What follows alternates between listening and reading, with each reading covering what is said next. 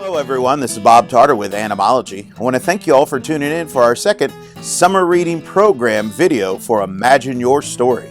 We're going to be exhibiting some of our other animals here at Animalogy Acres for our second installment of our Animalogy Unleashed Summer Reading 2020 program. And we are going to introduce our Gila monster that is found in the desert Southwest. Now, our animals live here in our home in their proper enclosures. We've got Randy here in one of our travel cage, and you'll be able to see what makes this such an interesting exhibit for you to see today. This is the venomous Gila monster found from the desert Southwest. Now, if you tuned in for the video one, you'll remember the difference between snakes and lizards has nothing to do with legs.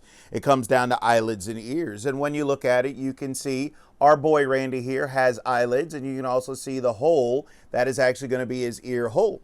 Now, what we're going to be able to do is show you some finer footage of our lizards, explaining the difference between snakes and lizards. It comes down to eyelids and ears. It has nothing to do with those legs. Now, this is a very decent sized long lizard, kind of wide, but you can see he's not very thick.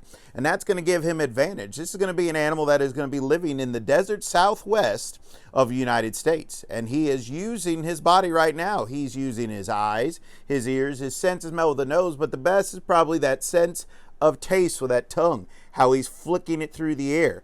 Our venomous lizards and carnivorous lizards will use that. That is that sense of taste, just like our snakes will. They take the tongue, flick it through the air, they then pull it to the inside of their body, and on the roof of their mouth, it is called the Jacobson's organ. They stick their tongue right in there, right below the brain. Now, one of the other cool animal adaptations with Randy here is you can see that his tail is a little chubby, and if you squeeze it, it's actually real squishy, because this is an animal that will be able to survive long periods of drought or low food in the desert because of that tail. The tail will hold deposits of water and fat.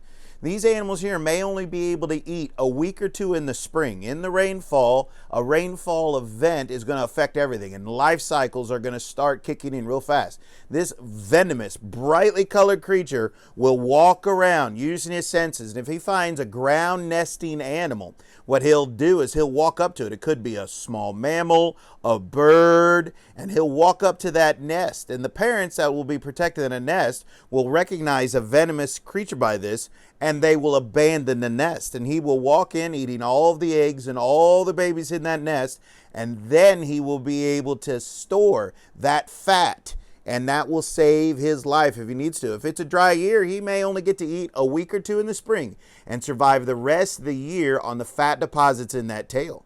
Now, the cool animal adaptation, beneficial beast for us, is underneath his lower jaw here. That's his glands for his venom. Now, remember, venom is when things are injected in your body. Poison is when things are ingested in your body. There's no such thing as a poisonous snake or a lizard. What we're looking at with these guys here is they have a coagulating venom. When I was a little kid, I saw this great experiment with it, and they took a 3-quart container of fresh horse blood. They dropped in 3 drops of venom, and then they waited. And in 90 seconds, they flipped the beaker over, and the blood slid out like a solid jello mold. That coagulating blood will stop the prey animal from running away. And it also makes something larger, like a potential predator. If a coyote is trying to eat one of our Gila monsters, if he bites into it, that coyote is not going to die. There's no point to that. But that coyote will be very sick, and it'll be uncomfortable. And then that coyote will teach its offspring, do not mess with brightly colored creatures that aren't afraid of you. Now, the venom from these guys is actually a very helpful thing to us. Modern day technology has synthesized the coagulating venom from our Gila monsters, and they use that to make everything from medication to help treat diabetes, as well as battlefield dressings for soldiers. So there's no reason to be afraid of a venomous creature. But you can see Randy's a good calm one. Now, if you see a snake and you're here in this part of North America, if it has a circle pupil, you're looking at non-venomous. If you're looking at a snake and it has an oval pupil, you're looking at a venomous one, and I want you to walk away. Again, that was Randy, our Gila monster found in the desert Southwest. I'd like to introduce Poppy, the miniature potbelly pig. And we are sitting outside in July, and it is, I don't know, 100 degrees or so. So that's why I'm sitting, she's standing here with a very muddy pig. So that's the first thing I want to tell you about Poppy is why in the world we always associate mud with pigs and pigs rolling in the mud. So there has to be a good reason why they would do something like that. Well, it's because pigs don't sweat. So they don't have any way to thermoregulate or cool themselves off when it's really hot like it is today.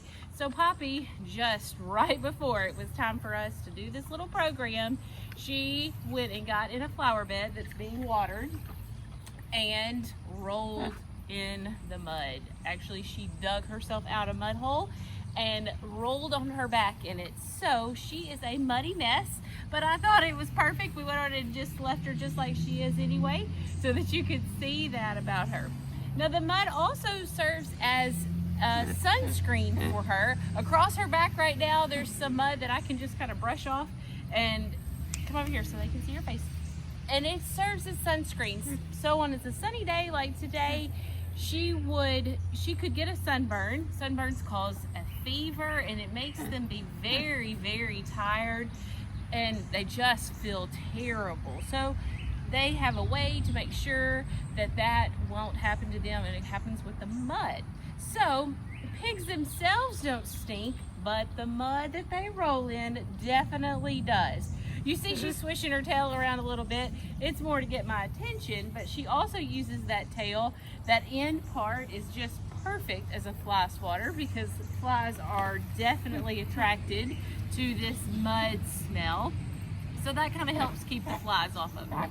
Now let's talk about Poppy's nose. Her nose she uses to root around as she spends her day foraging. Now I'm giving her cucumber right now for a nice little cool treat to have while we program, but that's not what she would normally eat. It's just a special treat for her and a healthy one.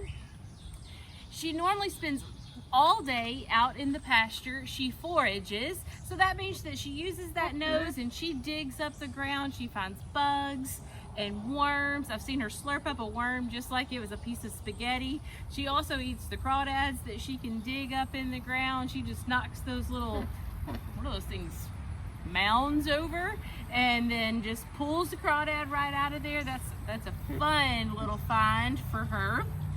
But she'll eat grass as well, so she eats just about anything. So she's an omnivore. Poppy came to me when she was 8 weeks old, and I immediately found out, I had always heard that pigs were smart, but I found out how smart they really are. So imagine having a toddler that's nonverbal. That's what it was like getting a pig at 8 weeks old.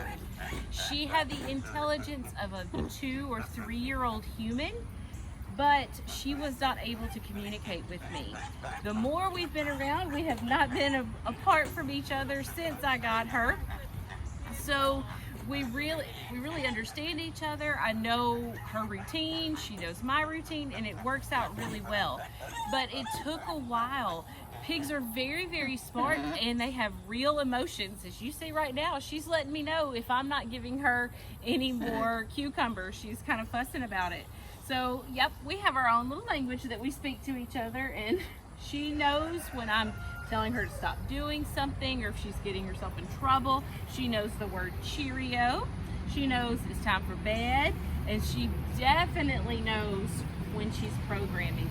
She just behaves in entirely different ways. She knows that she's on camera and she is a diva and she wants to be on camera and do her very, very best. She also knows that she's going to get some sort of treat, so it works out well for everybody, doesn't it, Pops? Poppy is now 1.5 years old. She was just over a pound when she was born. She was 5 pounds when I got her at 8 weeks, and now she's close to 100 pounds. So miniature or a mini pig means anything under 300 pounds. So I don't anticipate Poppy getting any bigger than this. Both of her parents were fairly small, but that's something to remember with when getting a mini pig, that they could be 300 pounds. That's a lot to think about when you're taking on an animal that could be that size. I do allow Poppy to come in the house at night. It's just part of the routine we had. And also, when I first got her, I needed her to be prepared to program and be able to kennel up. And those are all things she was able to learn just as a dog would. So now she only comes in at night. She does sleep all night. She has her own little bed and she has a pink blanket and she tucks herself in every single night. She's a great sleeper, so it's not a problem, and that's why I've continued to let her do it. It also kind of gives me a little peace of mind that she is protected, because the part of the barn that the barnyard that she sleeps in isn't the same where our Great Pyrenees is. He's our protector dog, but Poppy and Flynn kind of have a big brother, little sister relationship. He really likes to push all of her buttons, and she doesn't like it. He will put a big old giant paw on her back just to make her mad. It doesn't hurt her, and he's not trying to hurt her. He just knows that it's going to make her squeal, and he thinks it's funny. And so do the people. Poppy, we all think it's funny. Our next exhibit is going to be one of ours from the Weird and Unusual animal lineup. And today we are exhibiting one of the unusual exhibits in our collection that I always want people to see and learn as best as they can from it. And with our next little one here, we're looking at the legless lizard. Because if you've been tuning in to video 1, we've taught you the difference between snakes and lizards has nothing to do with legs. It comes down to 2 very important characteristics. And as we get closer, you'll be able to see that this animal has an unusual looking head. He reminds me in his appearance very much of the Basilisk from the Harry Potter movies. And that's where he has the difference. This is not a snake. This is a legless lizard. Right above my finger, you can see that little hole on the side of his head, just behind that jawline. That is his ears. And this animal here also has the ability to blink his eyes. He has 2 sets of eyelids, a normal top to bottom like ours that he closes when he's sleeping. The second set comes from the front of the eye to the back horizontally, and that is going to be a pair of built-in safety glasses for him. The other unique thing about our legless lizard here is you can see he has a groove all over the side of his body. And where the groove ends, from this point on down, you are actually looking at tail. And I don't hold on to that tail too harsh, because this is one of our lizards that if they get scared, agitated, or nervous, they can actually senesce the tail, meaning the tail falls off. And that's going to be an important animal adaptation to avoid predators for us. Now, if any of our budding biologists are traveling around outdoors, you can see the blue-tailed skink, very common skink in this part of the Mid-South in Tennessee and in Mississippi. What these animals are going to be doing is if they get scared or nervous and somebody grabs a hold of that blue tail, it'll fall off and it wiggles around a little bit. The glass lizard is what the common name is for this animal here in Tennessee. Outside of Rugby, Tennessee, we have seen 2 of them over the last few years. This is an endangered species. Now, our little legless lizard here is not the glass lizard that we have here in Tennessee. He is much more hardy and larger than our glass lizard, but this one is able to show you the same characteristics for us. But in the wild, where he's going to be found in these drier, rocky ecosystems, they have an advantage. If that head can fit through the hole, the rest of the body will come in too, and that's how they are going to have that advantage of having no legs for this. So this is a legless lizard. It is also one that tends to make himself look bigger, and sometimes people get mistaken identity and will kill this animal because of that large triangular or star diamond shaped head. This is not going to bother you. This is not going to be one of those things. We have a lot of animals that do our mimicry. And remember in video 1 with our boy Larry, that was an animal that uses mimicry to blend into the background from the ventral surfaces of them. And also mimicry of Oceellus is the body marking that looks like the eye of another predator. And that's going to be the key for these animals surviving in the wild.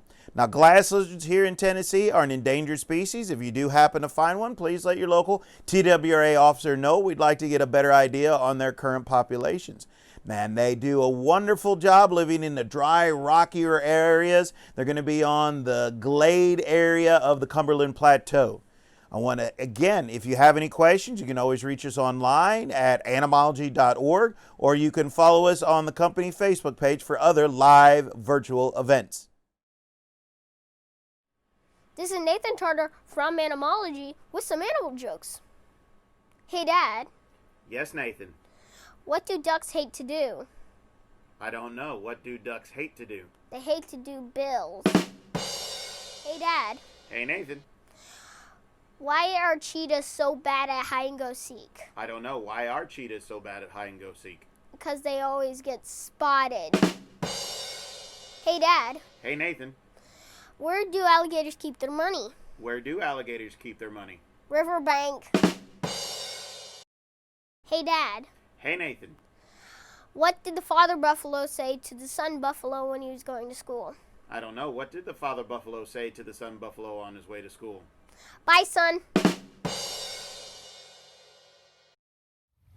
All right, so this is my friend Fred, and Fred is an African pygmy goat. Fred is 2.5 years old. He was born here on our farm. His mama's name is Ellie, and every time that Ellie has had babies, the 3 times that she's had babies here, she has had a set of twins.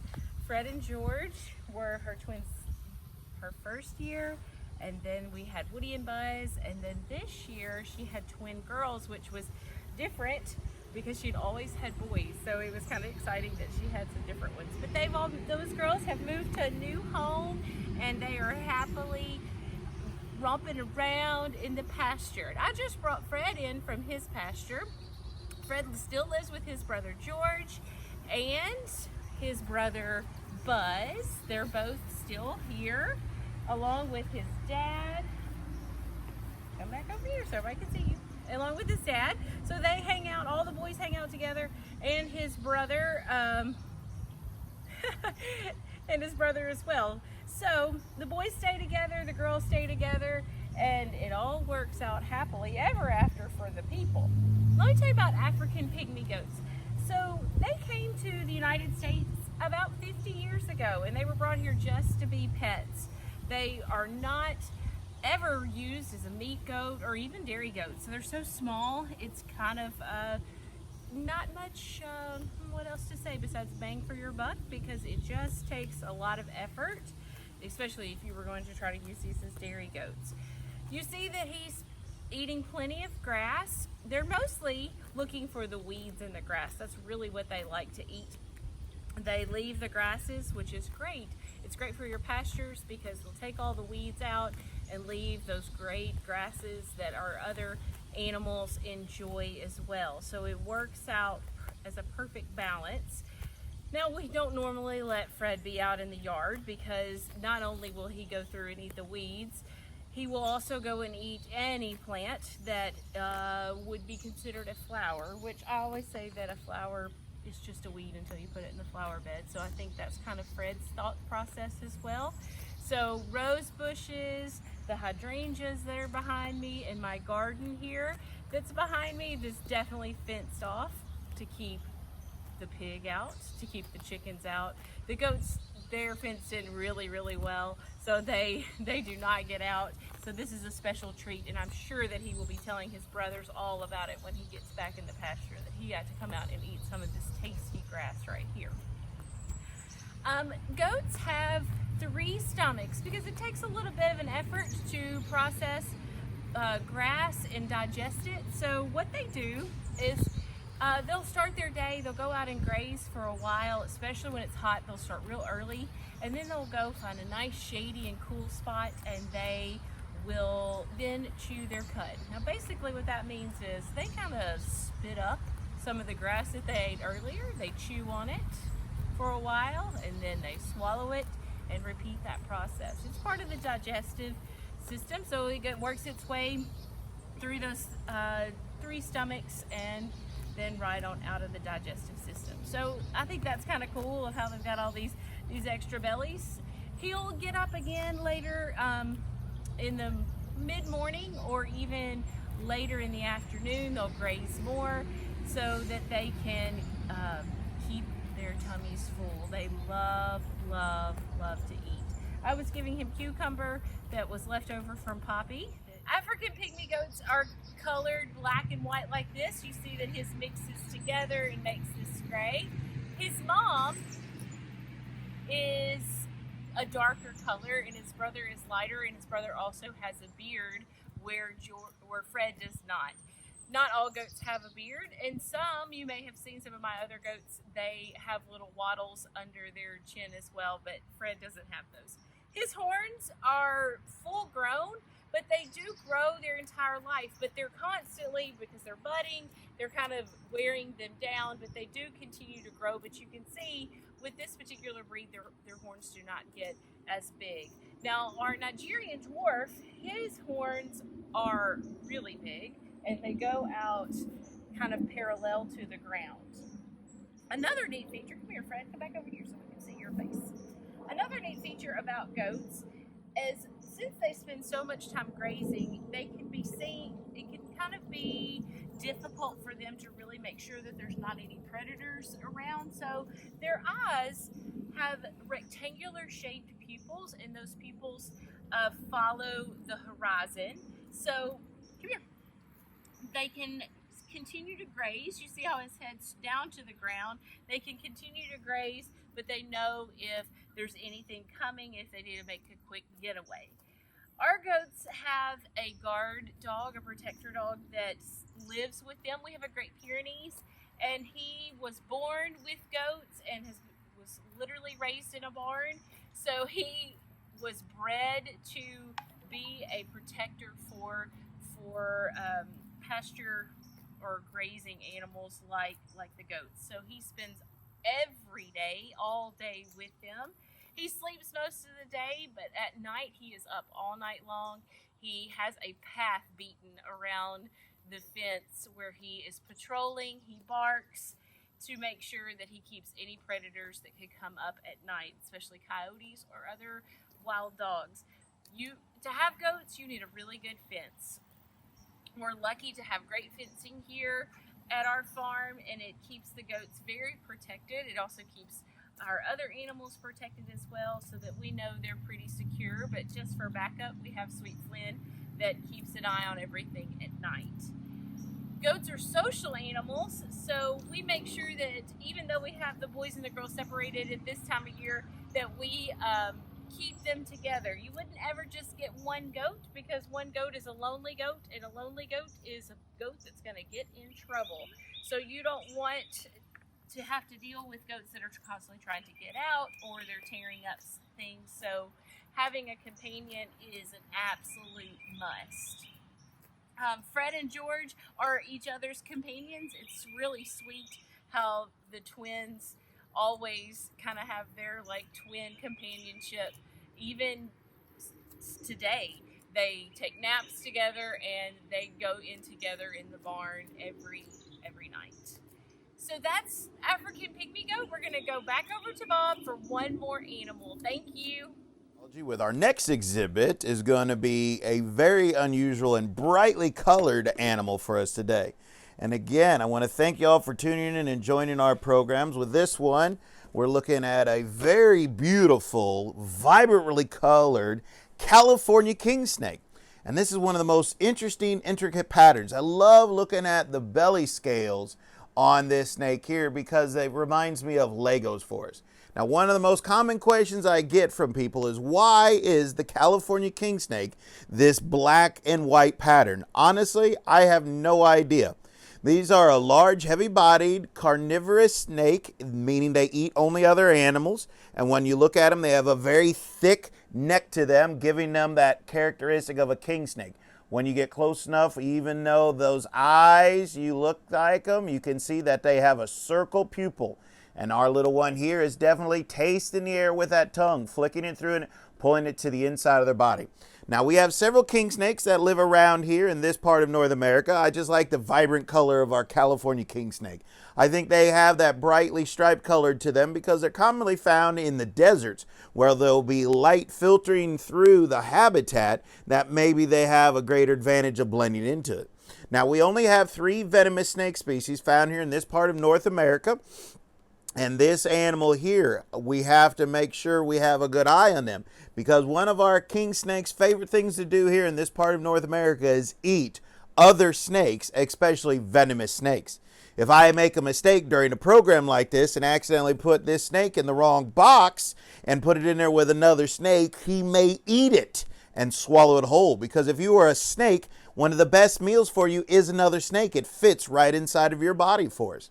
Now, the snake is able to swallow larger things than most other animals because their jaw bones are different. Right here at the corner of their jaw, unlike the hinge that we have, it feels and acts like two little Legos, and they pop open, and that's how these animals are capable of swallowing things large themselves. King snakes are going to be a constrictor, so even though they're not as powerful as some people think when it comes down to it, this is a snake that is strong enough that will constrict a venomous snake and swallow it whole for us. And that's why it's important to understand the difference between venomous snakes and non-venomous mimics. Here at Animalogy Acres, living around our backyard, around our water garden, is an eastern chain king snake nicknamed Steve. And Steve was living here before we ever moved here, and he is a very welcome snake around here because we live on a habitat that would be very conducive for venomous timber rattlesnakes, and we've lived here over a decade, and I've never seen one because he's always tasting the air with that tongue, and if he tastes a venomous snake in his home territory, he will track it down, attack it, kill it, and eat it just out of spite. So that's what makes our king snakes a very important animal. They will be able to eat other venomous snakes just because they're more powerful than them and they have the ability to constrict them and swallow them whole. The venom doesn't bother these guys. So again, if you have any other questions, you can always reach us online. This is Bob Tarter with Animalogy. We'll get out our next exhibit for you to see. Hello, this is Nathan Tarter And Kevin Tarter from Animalogy. Today we're going to be showing you the perfect method of bottle feeding our baby kangaroo.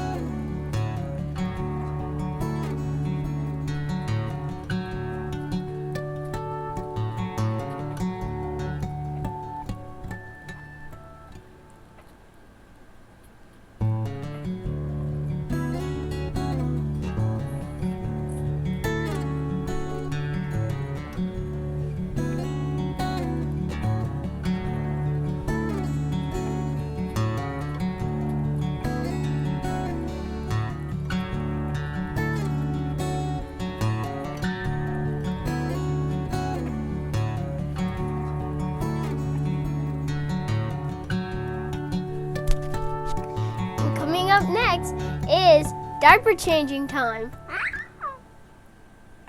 Please feel free to find us online, ask any questions at animalogy.org, or follow us on NHECM Facebook for other live virtual events. Thank you very much for tuning in. Again, this is Bob Tarter with Animalogy.